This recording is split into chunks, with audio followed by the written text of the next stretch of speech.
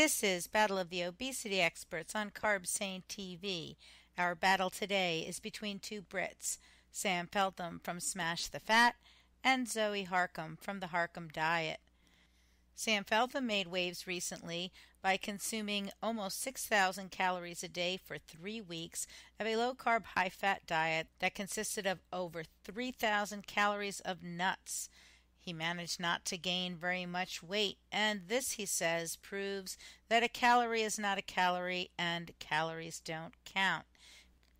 Meanwhile, over 20 years ago, Zoe Harcombe overcame eating disorders and problems with her weight and overeating and has maintained a svelte figure ever since.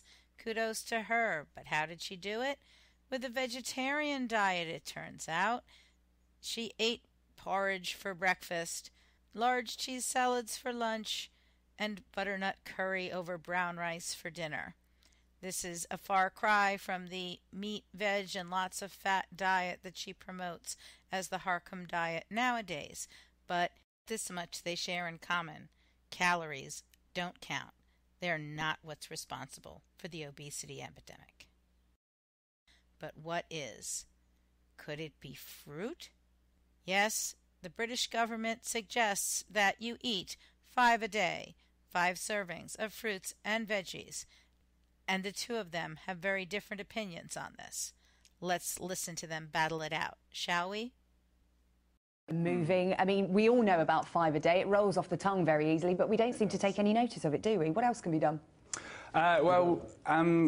Eating more fruits and vegetables, obviously. I mean, I myself campaign for doubling 5 a day. So 10 a day? Yes, I think so. But one of the most simple myths that gets busted in this diet book is 5 a day. Have you ever wondered where 5 a day comes from? We have people telling you to eat 5 a day all the time, people really striving hard to get their 5 a day. Would you be interested to know that it has no evidence base whatsoever? So why is it that people aren't taking much notice? I mean, as I said, 5 a day has become, we bandy it around all the time. You have a piece of fruit and you go, oh, that's one of your 5 a day. But people aren't really embracing it, are they, in the way that they should? That's right, people are quite flippant about 5 a day.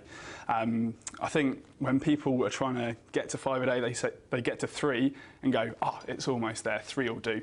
But if we maybe double it, then people at least surpass 5 a day and maybe even get to 7. And I think it's more about trying to inspire people for health rather than sort of like setting up all these schemes, trying to get people to think about their own personal reason as to why they want to be healthy. The only thing about nutrition, you won't find that surprising, because fruit particularly is actually not that nutritious. There are 13 vitamins. Fruit is a good provider of one of them, and that is vitamin C. It is a very poor provider of any fat-soluble vitamins, because you don't have fat in fruit other than avocados and olives, and it's a very poor provider of the B vitamins, which are much better found in things like milk, eggs, meat, and the kinds of things that I recommend that people eat. The same with minerals. Fruit is a good provider of potassium, which is abundantly available. We never suffer potassium deficiency. And it's pretty poor, virtually negligible, on so many of the other minerals. So it really isn't the healthiest thing that we could eat. What lessons can we learn from Japan, Sam? Well, I think Japan have a lot healthier diet. They're encouraged to even reach 17 portions of fruit and vegetables a day. Is that part of their culture, or is that government input? Yeah, I think it is. I think it's more part of their culture rather than sort of like, government standards and things like that.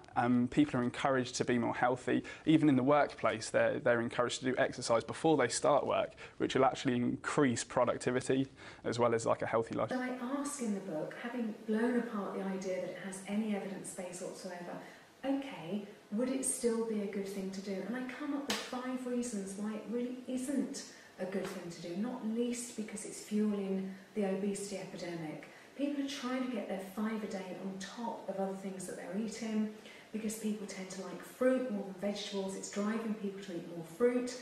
We're learning more and more each day that fructose is rightly being called the fattening carbohydrate, the lipogenic carbohydrate. There are so many reasons why this is not a good idea, and I really hope that you enjoy this part of chapter 13, which blows apart the whole 5 a day and introduces the idea that fructose is not the halo food that we think it to be. But it's not a case of just sort of adding those extra 5. It's maybe reducing the amount that people are taking on board already with those 5 extra portions of fruit and veg. So, who did you think came out on top in this battle of the obesity experts? On first blush, I was going to give the challenge to Zoe Harcombe. After all, Sam Feltham is selling her books on his website, and he even called her a saint in comments on one of the articles about his recent experiment. But then you look just a little bit further. Did you notice anything about that picture that I used of Sam Feltham in this video? It looks quite a bit different than the before or after of his recent overeating experiment, doesn't it? Turns out those pictures are back from 2010, and I think it's a safe bet that we can presume 2 things. First, instead of just lifting 4 minutes a day, 3 times a week, I think he was doing quite a bit more resistance training back then. But I'm also willing to take a gamble and say that he was probably eating more carbohydrate and even the dastardly fruit.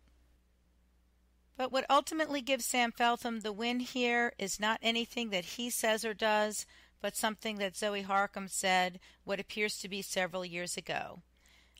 On the screen is a picture from her website. It appears to be a scan of an old newspaper article, judging from the picture several years old, where Zoe was discussing her healthy eating habits and discusses the Atkins diet and the advantages of cutting out carbohydrates for weight loss. She says, but people don't have to go that far, meaning cutting out all carbohydrates. Anything that cuts out nature's finest treasure, fruit, cannot be healthy or good for our enjoyment of food. This is the same Zoe Harcombe who today describes fruit as not particularly nutritious and possibly responsible for the obesity epidemic. I say, fruit for the win. Thank you for listening. Come visit me at my blog, carbsanity.blogspot.com. See you soon.